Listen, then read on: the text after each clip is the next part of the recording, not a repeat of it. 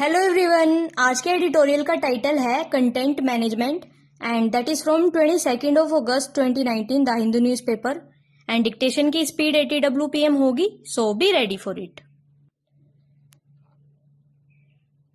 The submissions in the Supreme Court on behalf of the Tamil Nadu government in support of linking social media profiles of registered users with their Aadhaar numbers are not well founded in the law as it now stands. It is noteworthy that a division bench of the Madras High Court, which is hearing two writ petitions on this matter, did not see merit in the idea. The bench had, during the hearings, observed that following the Supreme Court's decision in the Aadhaar case, the unique 12-digit number can be used only for subsidies and welfare benefits and pointed out that Section 57 of the Aadhaar Act has been struck down to the extent that it authorized body, corporate and individuals to use the number to establish someone's identity. The petitioners had approached the High Court with such a prayer on the ground that many people got away with inflammatory posts on social media because of the lack of traceability. However, the bench has since then expanded the writ petition's scope to examine the adequacy of the legal framework on cyber crimes and the responsibilities of intermediaries who provide telecommunication and online services.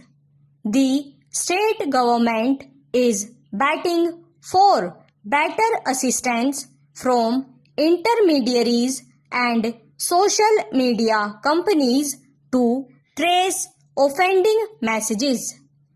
As two other high courts are also hearing similar matters, Facebook, WhatsApp and Twitter have sought a transfer of all these cases to the apex court so that there are no conflicting judgments. While the Supreme Court will decide the question of transferring these cases to itself, the Madras High Court will continue its hearing. A word of caution. The Union Ministry of Electronics and Information Technology notified new draft rules for intermediaries last year and called for public comments. The proposed rules envisage new obligations for service providers. One of the changes proposed is that intermediaries should help identify originators of offensive content. This has created some understandable misgivings at a time when there is widespread suspicion about online surveillance. Technology companies that use end-to-end encryption have pleaded inability to open a backdoor for identifying originators. The issue concerns the global policy of these companies as well as the wider public interest of millions of registered users.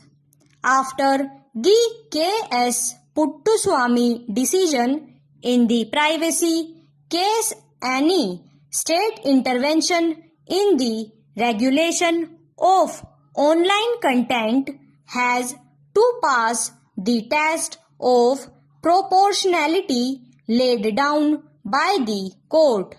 It will be desirable if courts do not impart needless urgency to the process of introducing a balanced regulatory regime to curb content that promotes undesirable activities such as child pornography, sectarian conflict, and mob violence without affecting individual privacy.